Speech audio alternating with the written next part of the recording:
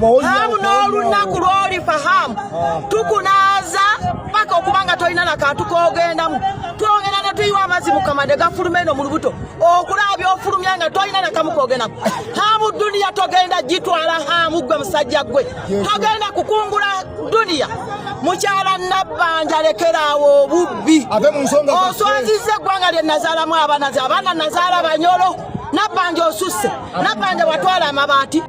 Kakati gye buwongeredde olunaku olwaleero ng'amawulire gongedde okubeera nga gasaasaana n'okubeera nga gatabaala eggwanga lyonna kussa ensi yonna ago ag'abasuubuzi okulaba nga beekolamu omulimu okulaba ng'omusajja Hamu bano nabo babaako kye bamusasula mu ngeri yatakulekera tomulekera. Bino nga bigenda mu maaso amawulire agava munda mu kibiina ekya National Unity Platform gano gandiba nga si malungi okusinziira ku bwino gwe tufuna gw'ogenda okufuna essaawa zino era gw'ogenda okubeera nga olabako ekiri munda mu kibiina ekya NUP kyongedde okubeera nga kitokota. Jjukira gye buvuddeko nakoledde emboozi wano nga nkulaga nti waliwo okwagala okwetemaatema munda mu kibiina ekya NUP oluvannyuma lwa President Kyagulanyi Ssentamu okubeera nga ono yavaawo okumala akaseera nga tanaba kubeera nga alabwako wawaali era nga mulaba biseera ng'avaayo ayogera ku nsonga ezimu oba oliawo. Kakati nno Deputy President wa Honorable Mwanga Kivumbi wa President Kyagulanyi Ssentamu amanyikiddwa nga Honorable Mwanga Kivumbi eyakwatibwa mwalaba bwe yamala okubeera nga akwatibwa abasajja bano nga bw'obalaba basatu emmangu n'embiro nga tanaba kubeera nga ayita balooyazi be baamwesooka bwe batyo ne bayingira emmotoka ne boolekera ku kkomera gyali asibiddwa. Wuliriza, njagala owuliriza ebigambo bino. Kakati nno nga kino kyongera okulaga wano waliwo ekkobaane, waliwo olukwe, waliwo omupango, waliwo pulaani.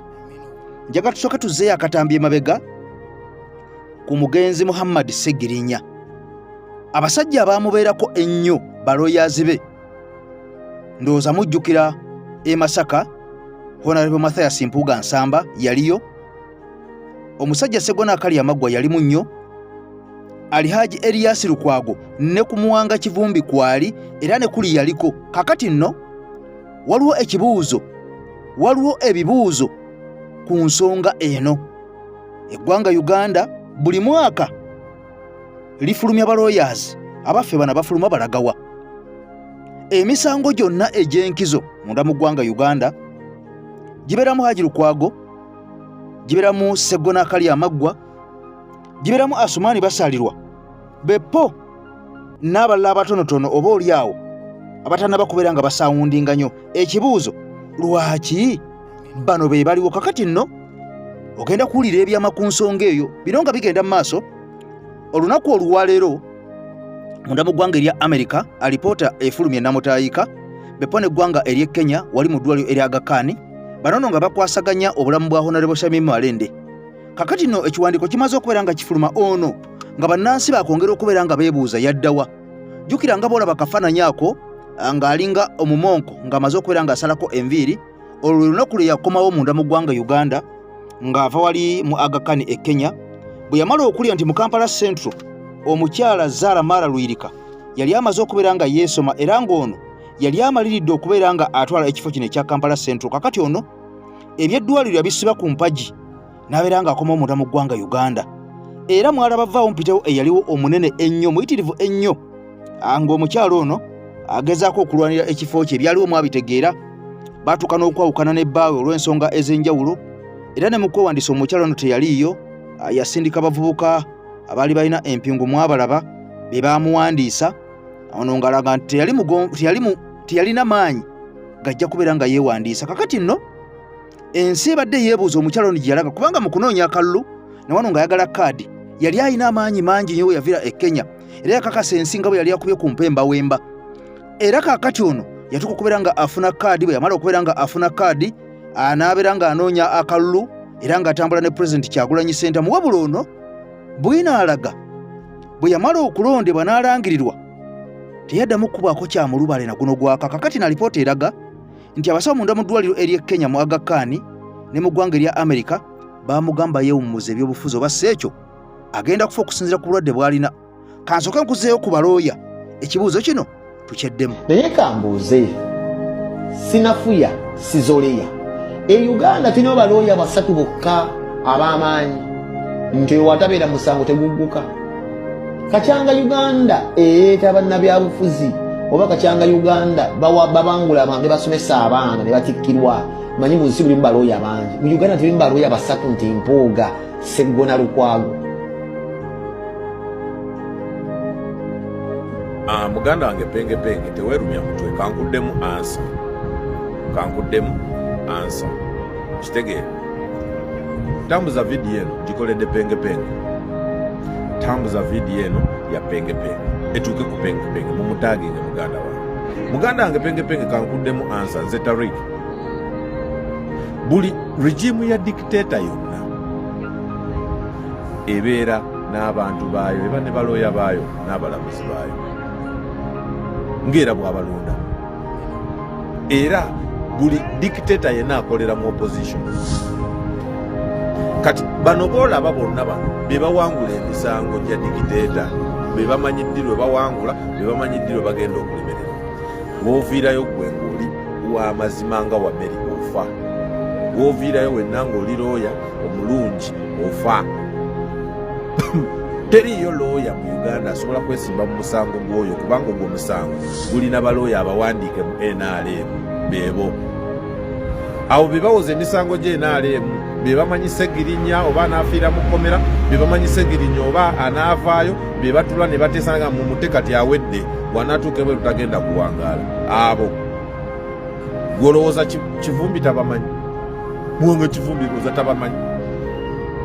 Olowooza mbu okujja banguwe mangu nnyo mu bye baba bajja bamuwolereze koligi waffe mbu kyekigenderero penge bano abo boolaba bano abasajja bano boolaba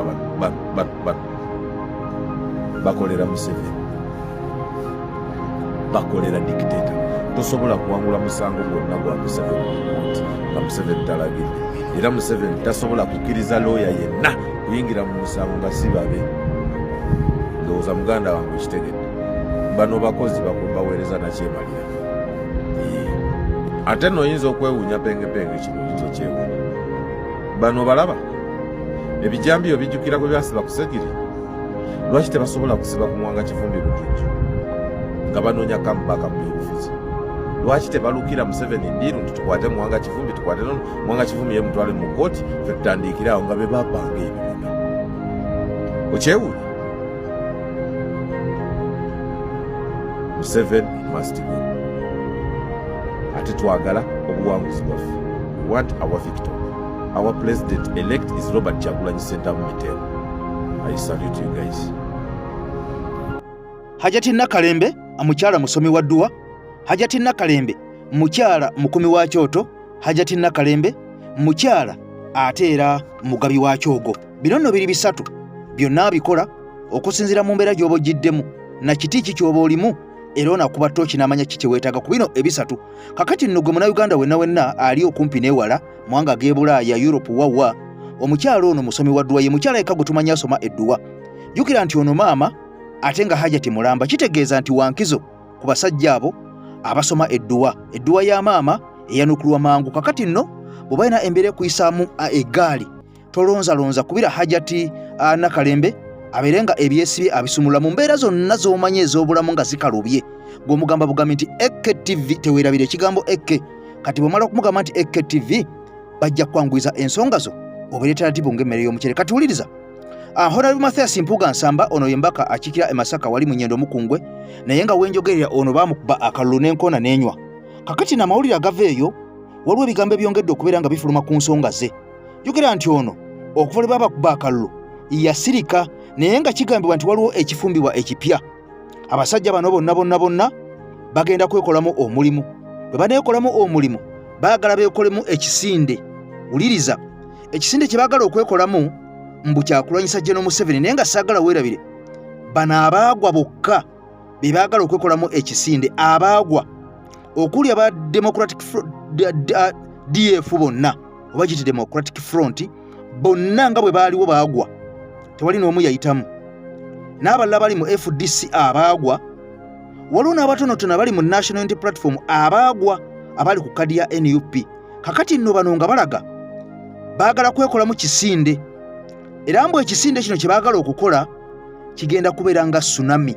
Wuliriza, kigenda kubeerako vaawo mpitewo, nga bano bagamba kino mwami Museveni tasobola kubeera nga akitebuka, tasobola kubeera nga akiwona, wabula saagala weerabire. Abamu ku bo kigambibwa nti ne mu kwesimbawo ate ensimbi ezaabayambako kubafandinga eri General Museveni ate mbwe yabateekamu ensimbi. Kati bakulaga nti bwe baagwa bagenda kusitulayo n'ag'omu buto gonna bajje bamulwanyise. Wabula waliwo ensonga ezoogeddwa ku Mathias Mpuuga Nsamba ono Honorable nga ziraga nti ono yagwa, era nga bwina alaga n'okulumiriza nti Honorable Mathias Mpuuga Nsamba tayinza kuddamu kubeera relevanti nga bwe yali okuva yali ennusu 5 ebya miliyoni ebya mu parliament ebyakasiimo nga n'ekisanja tekinnaggwako. Mpuuga entalo zaabaddemu okuva we yava mu NUP abadde tayina musingi gutambulirwako byabufuzi.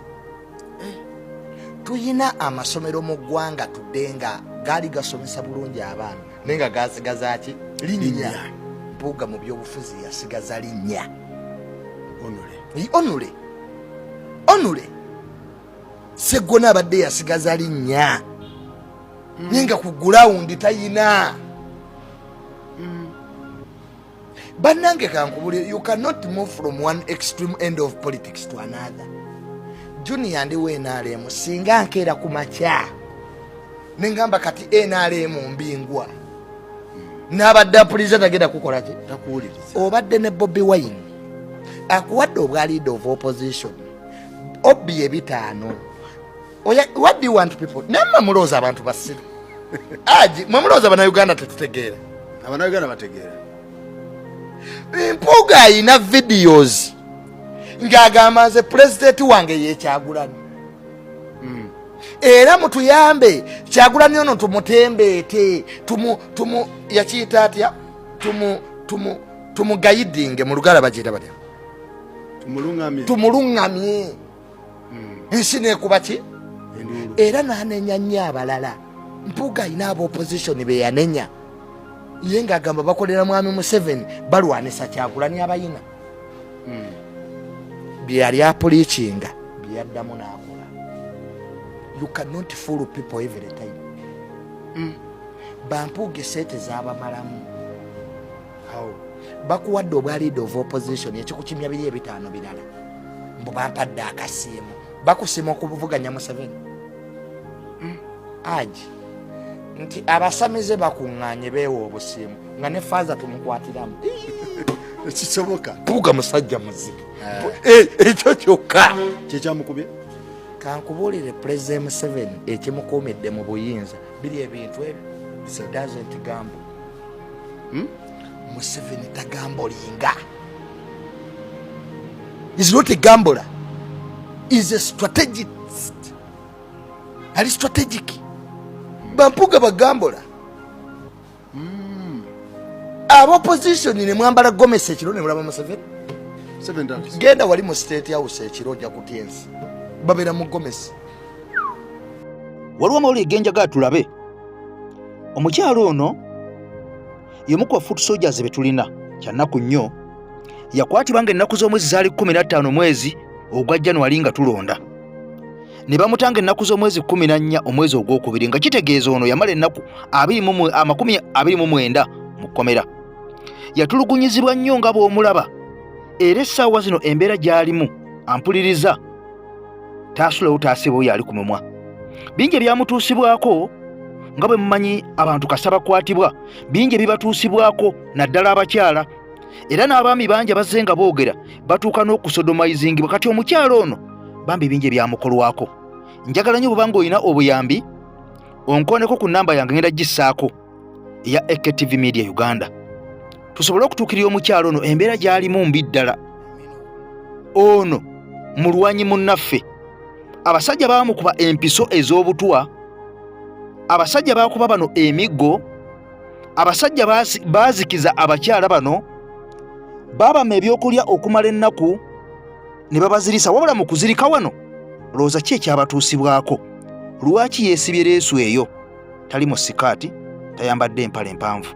Lwaki? Nyaba amannya go gwani?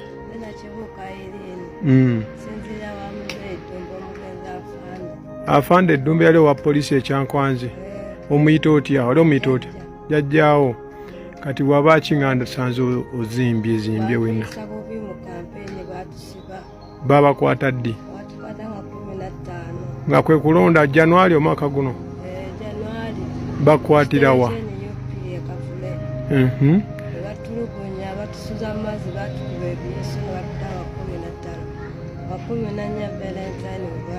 We baabata.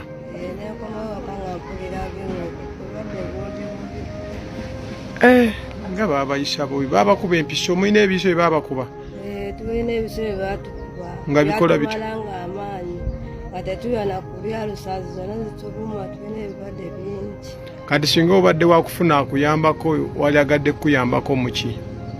Banefunidde omusawo nanneekebejja buli kimu. Weetaaga bujjanjabi kwegamba. Wano wooli waliwo jjajja mukyala talina ssente sobola kujjanjaba? Jjajja talina ssente. Kale katugezeeko maama, ekinaabawo kyonna tujja kulaba nga tukwasaganya, nja kujja nkulabengako nkulambulenga. Ennamba eyo gy'olaba eriko nti to advertise contact ya Equity Management. Mu mbeera yonna ayagala okubaako kyokola kyonna, omukyalo ono yeetaaga buyambi. Mbeegayiridde tugezeeko okulaba nga tuyamba omukyalo ono. Kati wuliriza, Mwami Kyagulanyi ng'avudde mu kunoonya akalulu, ebyavaamu abitegeera, ono yafundikira talangiriddwa. Waddenga, mpuliriza bulungi, waddenga obubonero bwonna bwalaga, buli kimu kyalaga nti ono mu nambaazi ye yali akulembedde ku abo bonna abaali beesimbyewo mu kalulu k'eggwanga Uganda January ng'ennaku z'omwezi 15 ke twalonda. Ono ye yali akulembedde mu kubeera n'ennambaazi ennyingi oba ennene ez'abantu. Wabula mu kunoonya akalulu bingi bye yasanga, bingi ebyamutuusibwako ye n'abagoberezi ab'enjawulo. Twalaba abantu bangi abaakubwa, twalaba abantu bangi abaasibwa nga ne wenjogerera abamu bakyali mu makomera. Twalaba abantu bangi abatuusibwako obuvune, beppo n'abo abattibwa. Era ng'okusinziira ku alipoota ampuliriza, amawanga ga Bulaaya gaavayo ne gategeeza nti kano tekaali kalulu, wabula yali military operation. Teyali election, wabula military operation, nga ye yagenda mu maaso munda mu ggwanga Uganda. Kati wuliriza, omukyala Lina Zedriga ono gw'olaba ye Deputy President wa His Excellency Robert Kyagulanyi Ssentamu mu bitundu eby'omumambuka. Ye buvuddeko yakwatibwa, era mwamanya ebyamutuukako byonna sijja bidda mpaka kufuna beyiro. Wabula ono yafulumye munda mu ggwanga Uganda n'agendako ebweru. Wabula ono yategezza ensi, yagulirirwa obuwumbi, wuliriza, si miliyoni 5, si biliyoni 5, wabula ono baali bamuwa biliyoni 5. Okategedde nga biliyoni 5 okusala eddiiro yegatte ku NUP, sorry, ku National Resistance Movement bagite NRM. Ono sente yazigaana, si kawumbi, wabula twiliyoni. Ogimanyi kati amakati ga twiliyoni oba twiliyoni kye mu Luganda? Kubanga akawumbi zibeera miliyoni 10, naye kakati miliyoni 10 bw'ozaawulamu emirundi ebiri kitegeeza miliyoni 15,000 ze baali bamuwa. Biliyoni ze baali bamuwa ezikola akase, mbu yagaana. Era ng'ono alumiriza, baamusuubiza n'omulimo munda mu gavumenti ya Mwami Museveni ogw'obwa minisita wa Ssemateeka n'essiga eddamuzi, ng'ekifo kino essaawa zino kirimu omukulu amanyikiddwa nga Nobert Mao, ono nga ye pulezidenti w'ekibiina ekya DP munda mu ggwanga Uganda. Omukyalo ono baakimusuubiza ekifo ekyo yakigaana, ne bamusuubiza n'ekitundu ky'akase yakigaana. Kaakati ono bw'agaana ssente zino ateeka ebyama ku mmeeza, olowooza ki ekigenda okubeera nga kiddirira? Kubanga bw'ogaana ekyojja mu miro n'ovaayo n'ojja mu mawulire n'ogaa nti nagaanye biliyoni ziri 5, yes, biliyoni 5 ze yagaana. Biliyoni 5 ze yagaana. Olowooza ki ekigenda okuddako ku bulamu bw'omukyalo ono? Ampuliriza. Salamu alaikum. Agati Nakalembe omusomi w'edduwa. Bw'oba wenyiye embeera embi yankusomere ku dduwa. Abali ebweru mirimu gigaanye papula zeesibye kino kyekyoto kwensabira omukisa kobe ng'odiriddawa wali wenkusabira n'ofuna emikisa. Ky'oba olabanga abirira ebinyonyi ebitalina kyakulya naawe atalina mulimu jangu kusomere ku dduwa ofuna omukisa. Eno ennyanja kwesira buli kimu ekisira ne kiba kikujjudde nekikasuka mu nnyanja nekikunta nekigenda. Nze Agati Nakalembe kambawo ennamba yange yeeno 075237529 temuddeeyo nemwebakira ebizibu mukoye ku nnamba yange eno. Assalamu alaikum warahmatullahi wabarakatuh. This is a breaking news. Omukyala Lina Zedriga Walu. Bino byampona. Nkusaba ekintu eki ntagingira buli mukulembeze wa NUP yenna gw'omanyi bambi nyamba omuntu agingire ku video eno atero gimusharingira agirabe. Omuganda agamba nti ekirema owa ssente owenkata tazinga. Omukyalo ono Lina Zedriga gw'omanyi obulungi ennyo Vice President wa NUP ow'omumambuka ya province olugero olwo wrong. Nakulaga nti terukola si buli kimu nti ssente zikimala. Eri abantu Katonda byatonda mu nsi muno nga teriyo muwendo gwa ssente gusobola kukyusa ndowooza ye. Abo gye bali. Gwalaba video era mpuliriza ssente mmeka esobola okukyusa endowooza okujja mu NUP. Ssente mmeka gwe zolowooza nti bwe bampa zino nze njivaamu. Twatulabye bangi babawadde girasi za Walagi ne bakyusa endowooza zaabwe babasimbya layini girasi ya Walagi nalonda NRM. Tulabye bangi basimbya layini ne bamuwa siringi 2,000 nalonda wa NRM just 1,000 yes nga yensonga gyakuwa ne babawa omutwalo ne babawa akakadde. Goina muwendo kyo gusobola okukyusa. Naye mulimu abantu Katonda byatonda nga teri muwendo gwa ssente gusobola kukyusa ndowooza ye. Omukyala Lina Zedriga bamuwadde offer ya half trillion obuwumbi ebi trillion emwe erimu obuwumbi 10 bajawuliza makati noga tukuwako obuwumbi ebi 5. Oyinza okwekwasa nti ate omulimu ate kati ngenda kukola nti naga nti tukuwerako n'omulimu tugenda kuwa obwa minister ekifo mau kyalimu essaawa eno Minister of Justice and Constitutional Affairs kyetukuwerako n'obuwumbi 5 just tukole ekintu eki denounce NUP ojeninge NRM obulamu bwo bukyuke. Naye eri abantu Katonda byatonda mu nsi muno n'abawa okutegeera okumala nga yakimanyi nti ssente zonna omuwendo gwa ssente zonna mu nsi gukola ebintu 3 oba 4. Tukolerera kufuna wakwebaka, tukolerera kufuna kyakulya, tukolerera kwambala, tukolerera kufuna bakazi na kuwasa bakazi kwegatta oba kufumbira basajja kwegatta. Tewali kisinga kwekyo. Yenna alina omuwendo gwa ssente. Omuwendo gwa ssente zonna z'olina mu nsi muno zikola ebyo. Ojazimba kalina ya bisenga 30 nenga wetaagamu ekisenge kimu kyokka kyogenda osulamu togenda bisulamu byonna. Ate n'ekyo ekisenge togenda kyebakamu kyonna ojateekamu ekitanda kya futi 6 6x6 n'ekitanda kyonna tosobola kyebakako ekya 6x6 ogenda kwebakako ka paati kamu either ku kisenge nga gy'osemba oba eno gye kitandikira. Naye nga ensimbi z'okozesezza mpitirivu obungi nga just tulo nga neeyebase ku kaddeeka yeebase mu kaspace ke kamu nga keweebaseemu tulo ekyo tuli kyenkanyi oba mwavu oba mugagga tulo. Ekirala kulya wali muwendo gwa ssente gusobola kwongera ku mmere gy'olya. Kikati nga bw'olina ssente nnyingi abadde alya sowaani emu ogenda kulyanga essowaani 10 kubanga oli mugagga never ate oyongera na kusala abadde alya essowaani ennamba nga olya bumpwankimpwanki kulya oba emmere essowaani ogiguze akakadde kamu sowaani y'emmere ebeereemu era egenda mu lubuto era efuluma mu ttooyi nga ono alidde ekikomali kyaddira mu 10. Katonda gyali be yawa amagezi agategeera omugaso gwa ssente we gukoma. Ekyokusatu kwambala kugula ngoye kwambala oba olugoye oyambadde lwa bukadde 10 luba lugoye nga lubisse mubiri n'ayambadde essati ey'olukumi naye aba abisse mubiri. Tewali njawulo tewali njawulo mwena tewali muwendo gwa sente gw'ofulano kanti katono kali mugagga nga wali omusajja takyayambala mpale ya magulu abiri agenda kwambala empale ya magulu asatu kubanga mugagga era empale tejayitanga mu bigere ejayitanga mu bulago tekiriyo ya magulu abiri ateyita mu bigere oba ya mwavu oba ya mugagga tewali njawulo beeyi nti ono yambadde ya bukadde 10 ono yambadde ya siringi 10 nenga mwena mwambadde empale ya magulu aga ebisse mubiri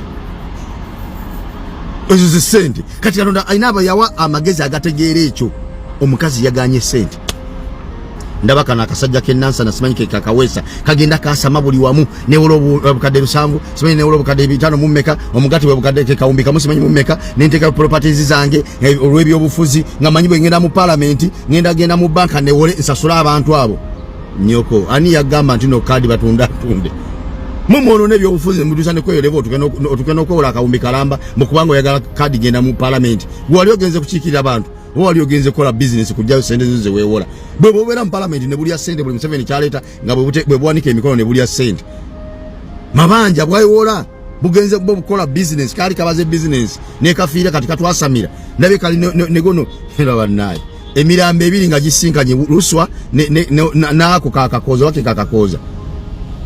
Do you regret to join NUP?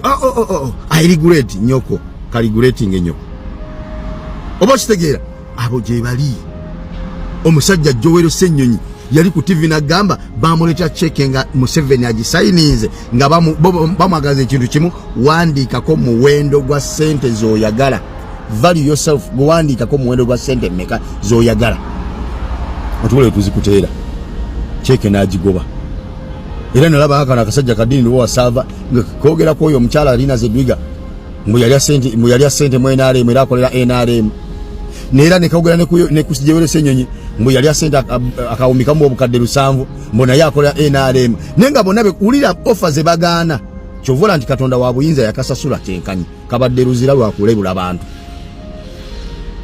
obo kitegeera Katonda bwatu bwasasula Katonda yatunula omutima gwa Bobi Wine namulondera abantu abali wafe ku mutima gwalina kati bwe babanga ona awagira Bobi Wine bamuwa obuwumbi 5 goloza gwawagira bamusuubiza mmeka okubavaako oloza bamusuubiza mmeka okubavaako gwoddako gwo yasamirako ebinyombo simanyi nkowoola president wa federation y'abayimbi atwale Bobi Wine mu rehab tali mu mbeera nnungi oyo gwoyogerako oyo nga gwe nebyo byoyogera byonnyini jasi obyogera kuba bagenda kusasula nga obyogedde oza ye yagaana mmeka gwe baba kuwa obumbi kasuku baba bawo obumbi 5 muka gurupu kamwe kemwekozemu akagenda okuvuma n'okukakanya Bobi Wine n'okulya munsi yabo olukwe nga baba obumbi 5 olwo gwe mugenda okukolako propaganda bamuwa mmeka ze yagaana ekyo kirowoozanga bamuwa mmeka ye ze yagaana olagwe bakuwadde obumbi 5 yolooza yagaana mmeka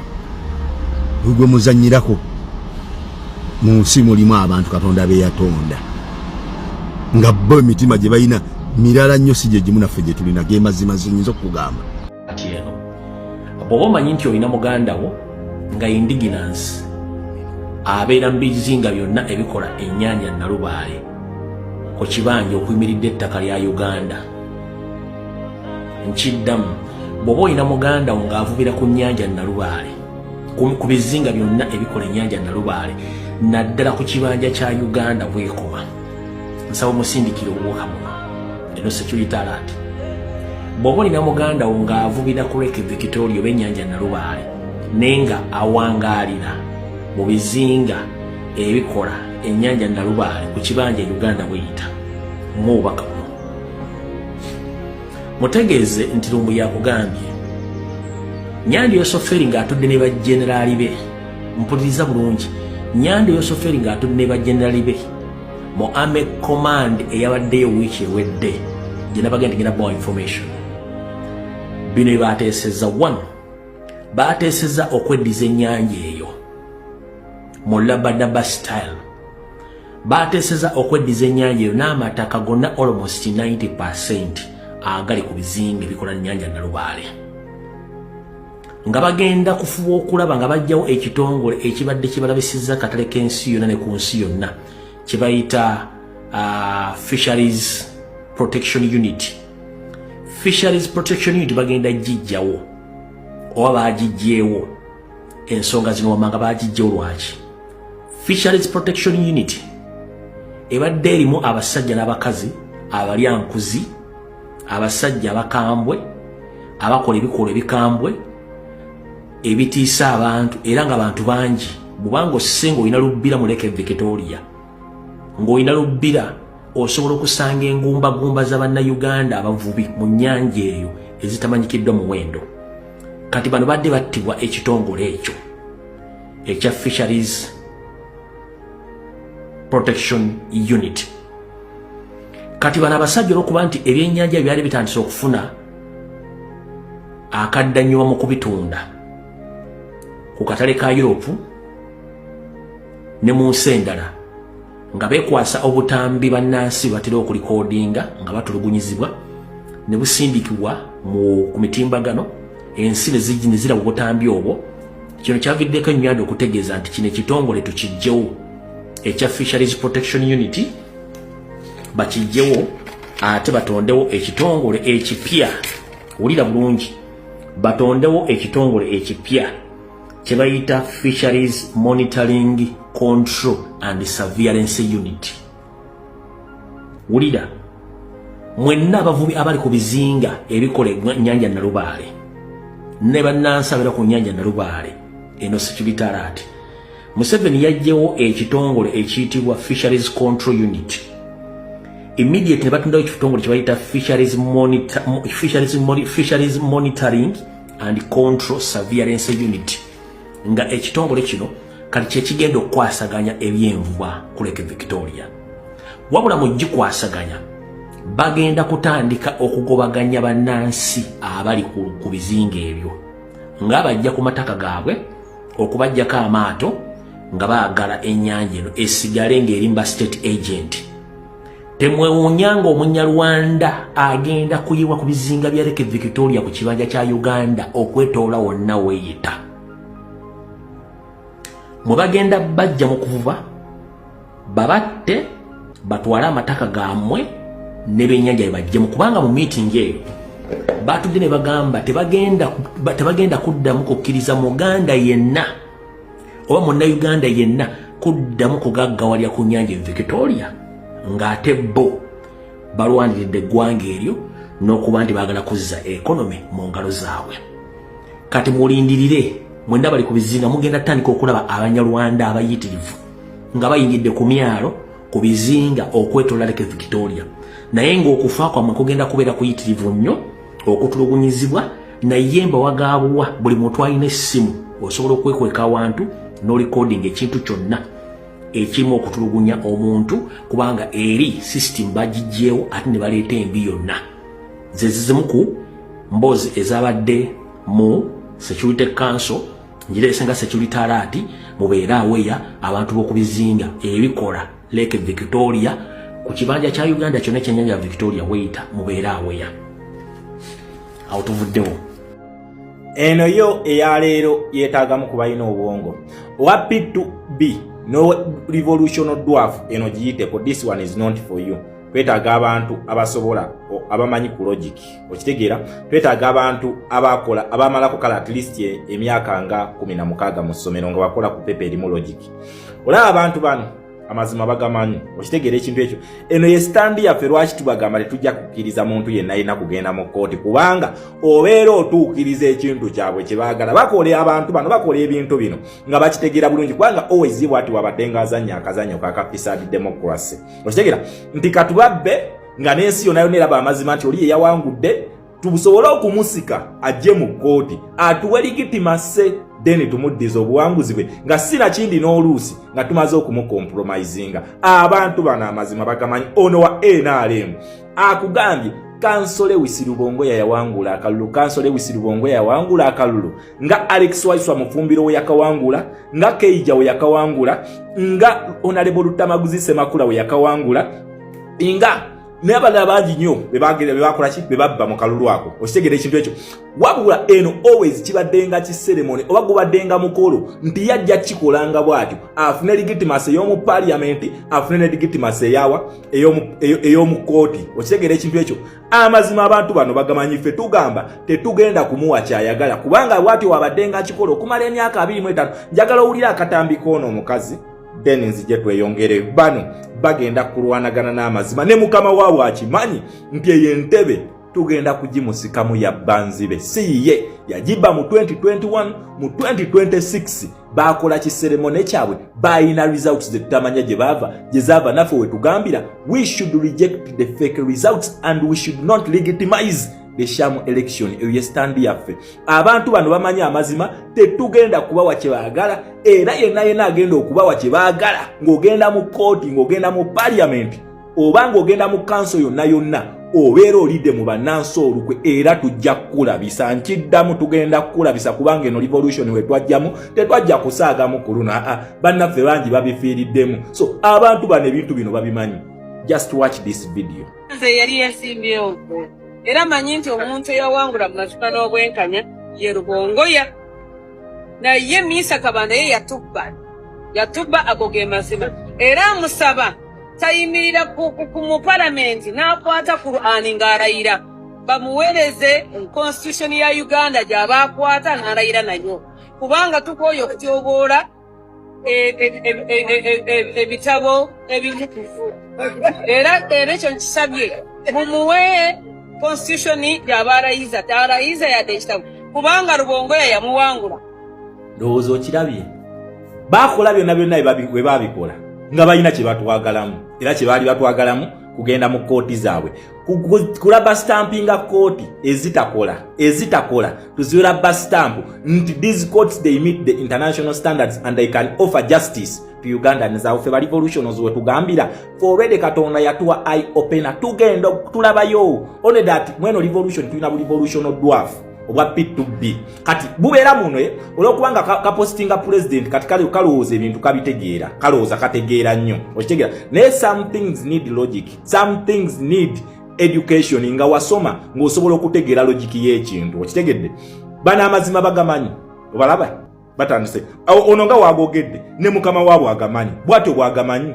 wabula ne mukama waabwe naye always it is the same script kyovolaba ye yakwata Kasiba ante Robert n'amugamba genda mu kooti obenga ataddeyo omusango then omalo gy'obyefule the same script gye bazanya okuva kuwa LC1 paka kuba president bwe kati we kazanya fo tugambira nti ono senga vuddemu ngaddemu waabwe tetugenda mukkiriza kati asitabu kateke abakulindiddewa omwelegitimacy ya parliament waagala ki government kisigalewo wano bo lwaki amugambe ntino mumuwe constitution wabalayira bakimanyi nti eryo ddame lyabwe kiseremone okitegera ye kino era mu revolution dwafu obuwe bukugambira tuyita mu mateeka n'okabuuza oyita mu mateeka ki okitegera a revolution it is overthrow of the constitution ebeera tekola ne muteekawo constitution ekolerera abantu okitegera kye bayita revolution katika revolution dwafu ekatandika okukootinga bukotinga articles in the same constitution gye bwogerako gye buli mu kulwanyisa tuteekewo empya ekola okitegeera gye buli mu kulwanyisa kakati ate gye kakuwa reference ne kagamba kakati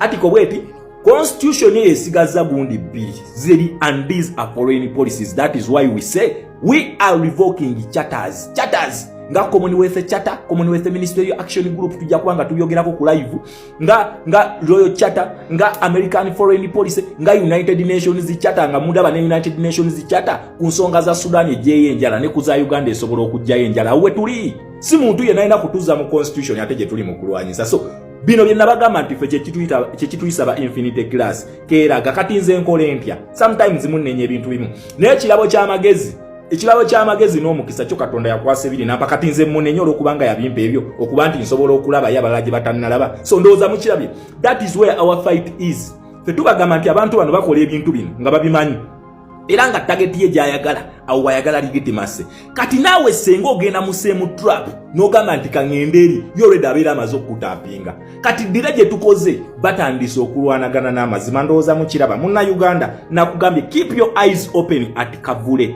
temutunuulira NRM mugireke NRM byonna bye yakola byonna ebimanyi and their target is to get legitimacy gye beetaaga bagifuna batya senga tunakkiriza ka sanctioned opposition status senga tunakakkiriza awo omanya legitimacy bamaze okukola ki bamaze okugifuna okitegera bino babagamba nti bajja kukola by election an illegitimate and illegal government cannot hold or organize legal and legitimate election or by elections tebasobola kukikola wabula ffe tukugamba gwe wenna gwe babba please bannayuganda tugenda kukulonda obululu obwo bwe wafuna ne babubba okyasobola okuddamu okubufuna mu by elections entuufu ez'amazima n'obwenkanya nga waliwo fair competition nga his excellence Kyagulanyi Ssentamu Robert ye president w'eggwanga lyaffe Uganda mugende mu bululu buno kubanga tugikozesa nga democratic front okugezaako okuexposinga system ne tufuna results singeezo bo bennyini ne batandika okulwanagana n'amazima okitegeera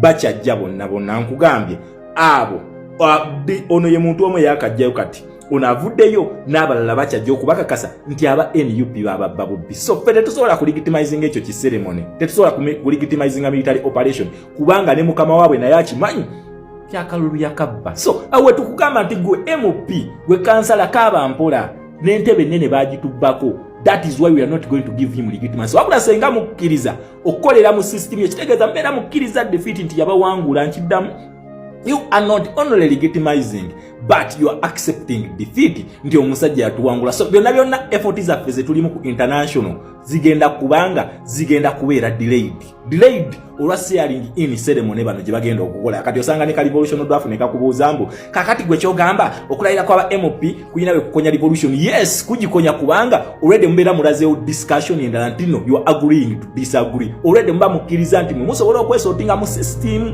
naye senga tubaleka buli kimu kyagenda okukola agenda kubeera mu panic mode ne wana organizing a by election nga DP Nobert Mau ye leader of opposition it does not meet the international standards kubanga wetugamba nti nakalulu tukaganye feffe nyini abakalimu you are either going for a rerun so tebakujjamu bujja ne baga gwe tukaseri katika kuleta abalafe tudiringe nabo no that is not the way how democracy works no please wetuba tukaganye we either want a rerun or an audit nabo bakkiriza kitegeeza senga tuddamu in a free and fair race kansole Wisirubongo yawangula akalulu ako oba niwe tugenda tufuna audit entuufu kansole Wisirubongo afuna obuwanguzi bwe n'abalala ffe tubagamba ki your patience is going to give us fruits common good otegera bano bajja kwekuba n'amazima ensi erabe buno obutambi mu butambuze buli kavaayo mu katambuze twongere okukakasa international community kana akatambi newe kabeera mu Luganda bano abantu babumanyi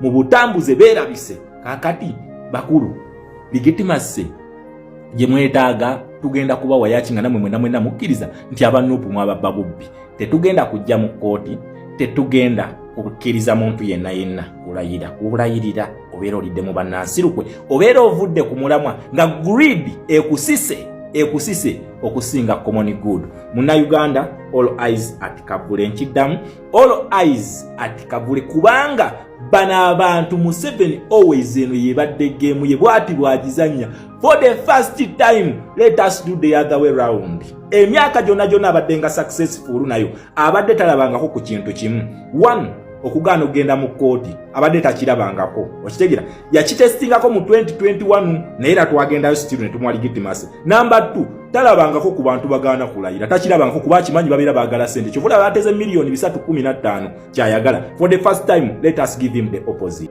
njagala okikole mu kamera muno wagamba ne bamala balonda mu 7 ogenda kuba omulanga njagala ogukube bamulonda amanyi mukulu Kagulu bwetuba twogera naawe njagala kati tubeere nti munnamawulire alina ne Ashraf Munnakatemba tuzze ng'abantu bakulu kituufu tetuzze mu katemba ate era tetuzze mu mawulire bitegeddeyo ebyo okakasa Museveni yawangula akalulu atenza ataliwo electoral commission bamulangirira inedda babalangirira omuntu bingi wano kati for example nga mu Kampala walabye gundi byavuddeyo n'agamba nti bampangudde mukulwani Lukwago bampangudde ate nga naye mbadde saagaladde oli musiraamu munno. Musiraamu nange naye nabadde sironda mufuti. Okiraba ate yammalamu dda amaanyi ng'omusiraamu. Nze Lukwago lweyawakanya Utoda. Abasajja ba Utoda abo ne bava muki mu mulimu ogwo. Senga yali mufuti. Allah gwe abasajja bali bakwano bange. Ekisooka kimu omuyi mukulu Katongolo oyo ye okugenda kwange e Makka niya yali yange naye mba ntuuse maze n'okusasulako gye nali ngenda okuyita n'akulaba. Mulindwa muwongo oyo yamugamba nti Ashrafu n'agenda. Aba okikakasa? Ekyo kikakasa ayite wange. N'amugamba Nyampita Mulindwa bwe nangamba wali Katongolo akuyita nga kyagamba kikola kalango kyavanga gwe jangu nga bwoli omugaga akuyita atobuuza ebyo genda nintuuka jjujja mu ofisi ye eyali ngeri awo nga walinanye Mandela awo Shero nengenda Shero Park enkadde twatuuka eri nangamba Ashrafu bangambye ogenda Makka. Ogenda kukola hijja? Hijja ekituufu nali soogerangako naye kumutuukako awo kumpi.